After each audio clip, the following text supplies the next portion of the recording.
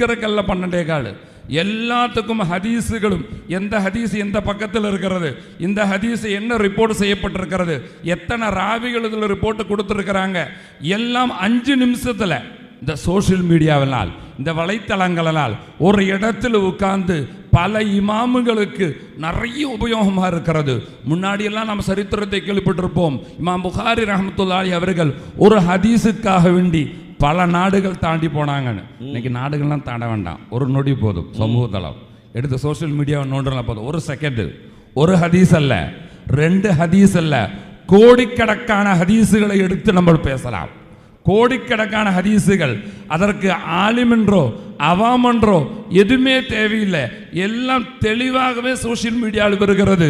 ஆனால் சரியான முறையில் உபயோகப்படுத்ததுனால தான் இன்றைக்கும் நிறைய இமாமுகள் தலை சிறந்த பேச்சாளர்களாக இருக்கிறாங்க.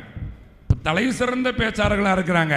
அதுக்கு முக்கியமான காரணமே சோஷியல் மீடியா தான். முன்னாடியெல்லாம் அபுதாரசுடைய பயானு நம்ம கேட்க போனோம் அப்படின்னா எங்கேயாச்சும் ஒரு இடத்துல நபிதின விழாவோ அல்லது ரபியுல் ஆஹிரனுடைய விழா எங்கேயாச்சும் வச்சா தான் அங்கே போக முடியும். இப்போ அப்தாரசு பயானுக்கு நம்ம வேறு எங்கேயும் கேட்க வேண்டாம், இங்கே உட்காந்து அடித்தா போதும். என்ன தலைப்பு வேணும், அப்தாரசுடைய பயான் நமக்கு கிடைக்கும்.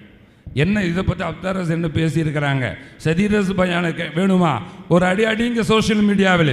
அப்போ வருகிறது இத்தனையும் நன்மை இருக்க தீமைதான் பார்க்கணும்னு உத்தேசம் இருந்தால் அவன் தீமைக்கு தான் போவான், அவனை மாற்றவே முடியாது. சும்மும் புக்குமும் நொம்மியன் பகும் லாயர்ஜோன் குரான் தெளிவாக சொல்லிடுச்சு.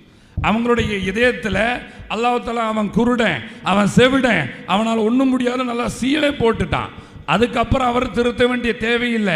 ஆனால் சோஷியல் மீடியாவில் எத்தனை ஹதீஸுகள், எத்தனை அதற்குண்டான விளக்கங்கள், இவையெல்லாம் நம்ம சோஷியல் மீடியாவில் தான் வருகிறது. முதல்ல அந்த அணியினுடைய தலைவர் வந்த உடனே சொன்னார், நீங்கள் சொல்கிறதெல்லாம் சரிதான் என்றாலும் சரின்னு அவரே ஒத்துக்கிறார்.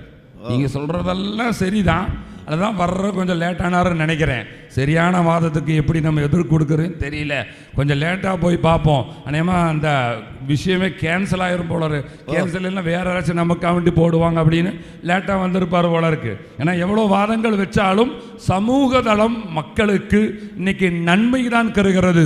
தூரத்தில் வரும்போது நேற்று உண்டான மகாலில் உட்காந்துட்டார், அதனால தடம் மாறி போச்சு, வேற ஒன்றும் இல்லை. எப்படி இருந்தாலும் சரி, எவ்வளோ தூரத்தில் இருக்கிற காபத்துல்லாவும் அல்லது எத்தனை ஹதீஸுகளுடைய விளக்கம் தெரியாத பல ஹதீஸுகளும் அல்லது குர்ஆன் ஆயத்தினுடைய விளக்கங்கள் தெரியாத குர்ஆன் ஆயத்துக்களும் இவையெல்லாம் சமூகத்தளம் நமக்கு கையில் வந்து கொண்டு தருகிறது.